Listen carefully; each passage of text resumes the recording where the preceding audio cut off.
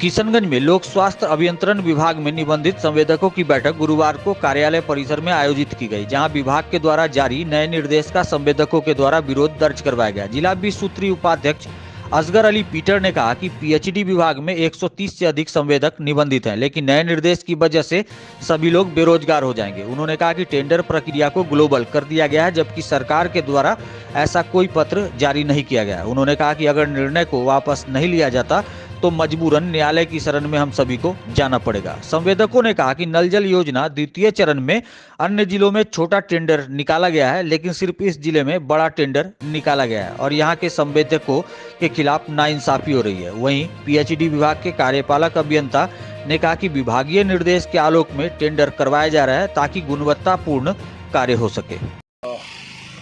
हम लोग का जो मेन मुद्दा था आज बैठक का कि पीएचडी में 7 निश्चय योजना का एक काम चल रहा है, बिहार सरकार का ड्रीम प्रोजेक्ट है और उसका सेकंड पार्ट स्टार्ट कर रहा है मुख्यमंत्री। लेकिन पूरे बिहार में सिर्फ सीमांचल में आप देखिए कि टेंडर को ग्लोबल कर दिया गया है बिना चिट्ठी का। सरकार की तरफ से कोई आदेश नहीं है कि बड़ा बड़ा टेंडर करना है। अब ये कौन कर रहा है, क्यों कर रहा है, इस पे का तहकीकात होना ज़रूरी है। एक एक टेंडर कर दिया गया 80 करोड़, 70 करोड़, 60 करोड़, 90 करोड़, जबकि कोई चिट्ठी नहीं है किसी के पास। सरकारी दस्तावेज से ही ना सरकार का काम होता है, लेकिन ऐसा कोई चिट्ठी नहीं है। आप एग्जीक्यूटिव साहब से जाके पूछिए कि क्या कोई चिट्ठी है, उनके पास कोई चिट्ठी नहीं है। भरवली है, भरवली सरकार का काम नहीं चलता है, लिखने के बाद काम होता है सरकार का। तो हमारा ये कहना है कि जब आप ग्लोबल टेंडर कर दिए हैं तो इतना संवेदक जो किशनगंज में 130 संवेदक जो पीएचडी विभाग में काम कर रहा है।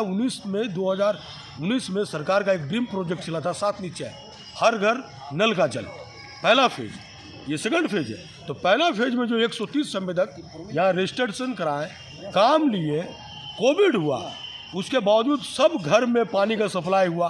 कोविड में जान हथेली पर रख के संवेदक लोग सबके घर में पानी पहुँचाए, काम किए।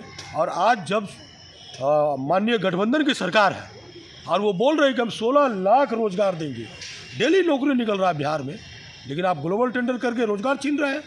तो ये जो संवेदक छोटा छोटा है, जो 2 करोड़ 3 करोड़ का काम किया है, 5 करोड़ का काम किया, ये संवेदक कहाँ जाएगा? इसको आप बेरोजगार कर रहे हैं।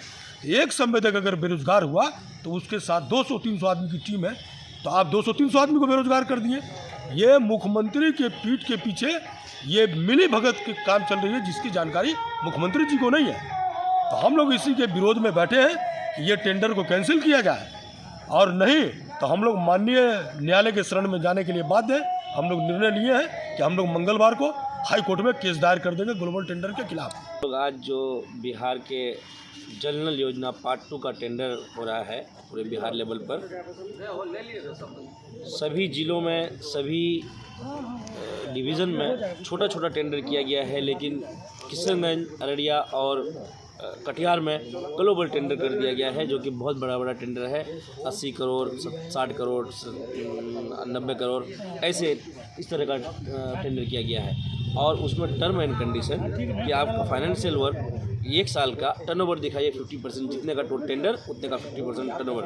तो मुझे एक बात बता, कोई भी ऐसा किशनगंज में संवेदक नहीं है जो इतना बड़ा टर्नओवर किए हैं। और ये सीधे तौर पर किशनगंज के स्थानीय ठेकेदार जो है, कॉन्ट्रैक्टर है, जो संवेदक है, उन सब के साथ नाइंसाफ़ी हो रही है, हमारे साथ नाइंसाफ़ी हो रही है। हम लोगों ने उसके विरुद्ध आज सब कॉन्ट्रैक्टर यहाँ पर जमा होकर के आपस में मीटिंग किए हैं, मशवरा किए हैं कि ये इसको क्या उपाय होगा। क्योंकि हम लोगों ने यहाँ पर मेल भी किए हैं, माननीय विधायक को भी दिए हैं, माननीय मंत्री जी को भी दिए हुए हैं, और मेल पर भी भेजे हुए हैं, और यहाँ पर जो एग्जीक्यूटिव इंजीनियर है उनको भी दिए हुए हैं।